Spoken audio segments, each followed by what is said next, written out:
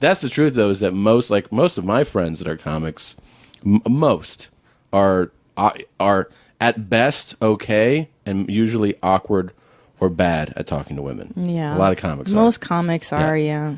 That's usually like one Guys I came up weren't. No? No. Patrice. He Patrice knows was that. ridiculous. Patrice could actually insult them all the way into the bedroom. That's so Wow. crazy. And they would just be walking in going, I know, you're right. You're right.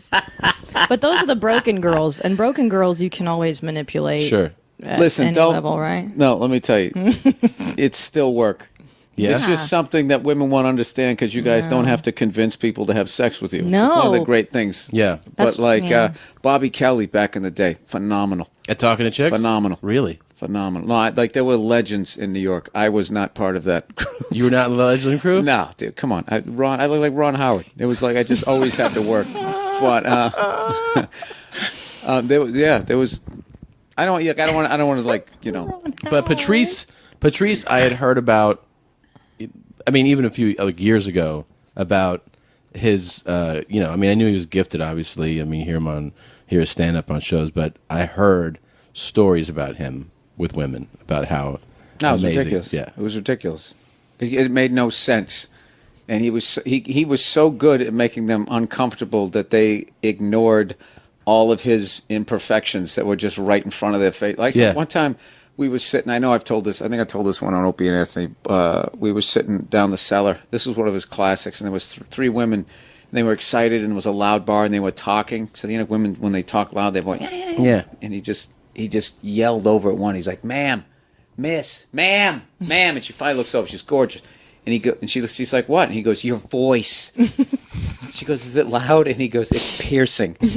and we just started laughing at her, and it took her a second to regroup. And I don't know what happened. 5 minutes later, all three of them, gorgeous, are standing around Patrice, and he has them auditioning to see who has the best phone sex voice, and they're doing it. Unreal. Because he had them all convinced that despite how they looked, their voices were so annoying that most guys actually secretly didn't like them, wanted them to shut up, and didn't want to hear their opinions. Yeah. And they bought into that. Yeah. And next thing you know, they're trying to prove to him that they can be sexy. And they were like, they were all nines. Yeah. Wow. Like a 9 in New York, too. Yeah. Super smoking. Yeah. So that was... incredible. I saw one time walked up to a girl, and she was gorgeous, and she had this little scar on her forehead, and he comes walking up with his big stupid finger. She was sitting down, and he goes, "I like that," and he pointed right at her scar, and she was like mortified. And that's just how he would. You just started off balance with him, Yeah. and then he just kept pushing your shoulder verbally every time you would start to regain your footing. He would find something else, and he would just trash you for an hour. And then you loved him. Yeah, no, some nights you hated him. You literally wanted to kill him. Like he would make you so many, he would start laughing at you. It was brutal. I beat him once in 20 years of knowing him. At the game, one time, which is basically? inevitable. Yeah. I mean, it's inevitable. Yeah. At least once you're going to win. Yeah. I just got him. We were on the phone. It was a 3-way call. Me, him, and Bobby. And I was using all of his techniques, which made him mad. Yeah. And then he was off his game. He didn't talk to me for like 3 days. He was so upset. But it was literally like, if when they drag some idiot out of the stands and he hits a half-court shot. Sure, You drag enough idiots out there, eventually someone's going to hit it. Yeah. That's basically what happened. But other than that, I think, so I was basically 1 in 17,000. Conversations with him. No, he pounded. Yeah, we used to gang up on him. And he could still. We gang up on him, and you'd get him for a little bit. It's just like I can't. It's like one of those video games you just can't defeat unless you go online and you get the cheats. The cheats where we would gang up on, try to gang up on him, and he would still effortlessly. And then you'd hope you'd have solidarity with the person that you ganged up on, and then he'd get you with something, and then your friend just had to start laughing at you, and then you were done. Then you were done. And then they wanted Patrice to stop trashing them, so then they would pile on with Patrice, and then it was brutal. So then you'd have to try to get it off you onto somebody else. And it was, That's so awful. It's so awful. It sounds terrible. It made us better. We used to go downstairs at the cellar, and you'd be upstairs, and you'd have some new bit, and somebody would hate your joke. Like Keith would hate it, or Patrice would hate it. it just as long as one person hated it, they would bring it up and start saying how awful a joke it was. And then everybody would pile on. And then you have to be like, fuck you, I'm still doing the joke. And then you go downstairs to do the joke, and everyone would be staring at you during your set, dude. And it was brutal. Wow. And even if you committed and the joke got a laugh, Patrice had a laugh that was so loud he could shut the crowd up. Yeah. And he knew when to laugh. He just knew what he was doing. Yeah. He was a nightmare. Yeah. He was a nightmare. I loved him to death. But when he was on you, it was a fucking nightmare. And it didn't end when you went on stage. Right. Jesus. Yeah. Well, that's why we look at all these fucking people now. Like, I can't even relate to them. Like, this whole the new thing. It's like nobody I feel like this old guy, like, hey, we used to give each other shit. Oh, yeah. It wasn't supportive. But it was supportive because you were... No, you're helping each other out with that. Yeah. For sure. Well, that certainly made, like, somebody heckling you after that point of sitting there having Norton, Keith, Voss, and Patrice on your ass at the same time, and then Kevin Hart came along. If you had all 5 of them trashing you, like, when you went on stage, if somebody heckled you, it was hilarious. Yeah. Because you just dealt with fucking 5 of the... Professionals. Yeah, that's so professionals, ridiculous. What you're describing is so foreign to me in comedy. There were comics who literally avoided going to the cellar just because of that, or they would just go downstairs and do their set and then they leave. They wouldn't go upstairs to the table. Really? Yeah, and the whole table came about, I think, because of Patrice, because Patrice got kicked out of the club. So we loved him so much, we just would go where he was. So he would be like in front of the club. So we would all just go outside. And they didn't know how to deal. And I remember they were telling him he had to leave. And he was just like, oh, else what? He's like, you'll never, ever, ever, never play this club. He's like, I'm already kicked out of here, motherfucker, So we were all just laughing. So then he got kicked out of the club, though? Like, out of the cellar? The cellar kicked him out. Why? I forget why. Okay. I forget why. He just for being Patrice, right? Yeah. Okay. and in defense of them, they were probably right on a lot of levels. So he got kicked out. So, but he held court. So it's just so he was sitting out in front of the place. So instead of hanging out up there, we were then outside, and then we were being loud. The loudness was now out there, and people were walking by, and they were trying to bark, and I don't know if they thought it was a bad idea. So then what they did, then they let him back in the club because they realized they didn't have any power over him once they kicked him out. He was out there like, what else are you going to do? It's like a guy who has a life with no parole. He just stabbed someone in the shower. What, are you going to stick me in the cell, Yeah. So... and he would be shitting all over him, and we would laugh our ass off. So then they let him back in the club, and then that's when they came up with the table because they were trying to contain it, to keep it. It was hilarious. It's like they put us on timeout, and when they didn't, this is your table. You got a place to sit and all that. So then they would probably argue that this isn't true, but I'm convinced of it. So then we sat down back there, and then it was epic because then Manny, rest his soul, who was still alive, loved to argue in politics and that type of stuff, and then him and Patrice would go at it.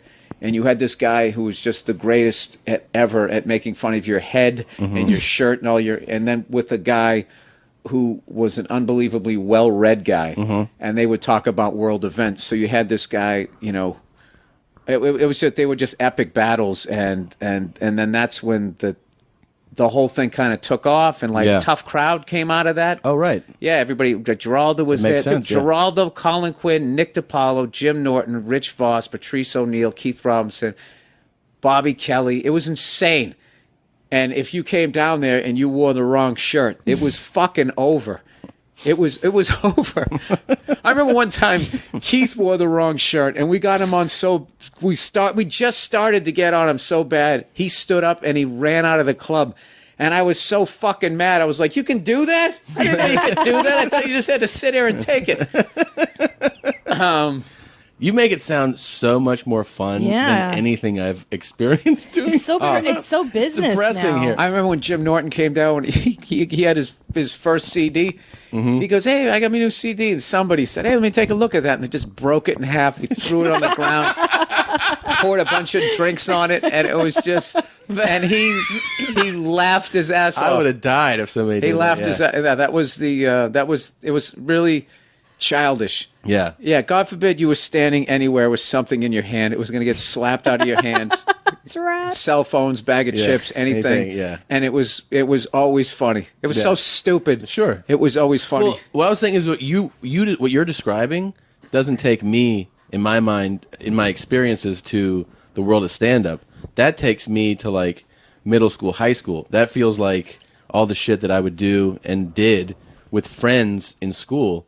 But in my stand-up experience... It was immature as hell, and it never stopped. That's awesome. You'd be sitting at home, and you'd pick up the phone, and you'd just pick it up, and it would just be like somebody had someone else on three-way, and you'd be sitting at home, and they would just trash you about something. I don't know what.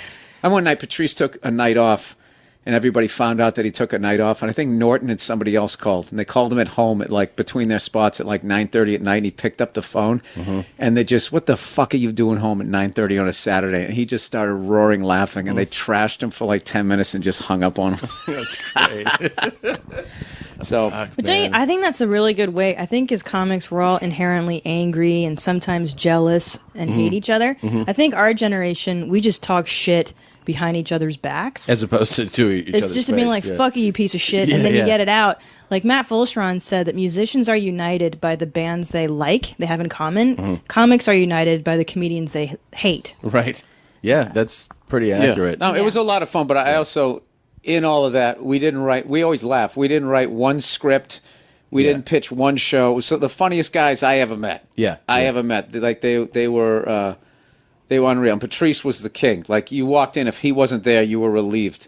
And there were nights when you were on a roll, and you were killing someone at the table, and then he starts walking in, like your heart would sink. Like, oh fuck, here we go, here we go, here we go. Now it's the real deal. Dad's home. You know? Yeah, man.